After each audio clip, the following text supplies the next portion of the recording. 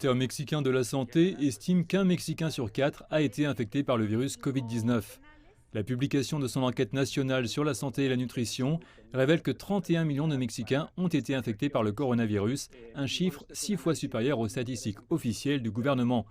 L'enquête était basée sur les entretiens avec 22 500 personnes de plus de 13 000 ménages en utilisant une méthodologie qui, selon Carlos Rodriguez, un universitaire mexicain de premier plan dans le domaine des statistiques appliquées, peut être utilisée pour estimer le nombre total d'infections pour l'ensemble du pays. L'étude a été menée à l'aide d'une méthodologie robuste en effectuant des tests d'anticorps sur un large échantillon de la population dans plus de 12 000 ménages. Sa conception donne des résultats dans toutes les couches géographiques et sociales du Mexique. Aussi fiables que puissent être les chiffres, ils sont également datés. L'étude s'est terminée en novembre 2020 et la deuxième vague du Mexique, qui a culminé 2 mois plus tard, a enregistré des taux d'infection bien plus élevés.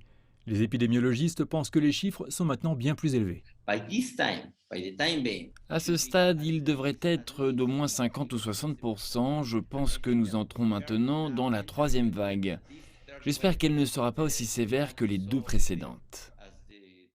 Le Mexique a maintenant vacciné près d'un quart de sa population et atteint également certains niveaux d'immunité avec les patients guéris. Beaucoup ici parlent d'atteindre un minimum de 70% pour atteindre l'immunité collective afin de maintenir le taux d'infection à un niveau bas.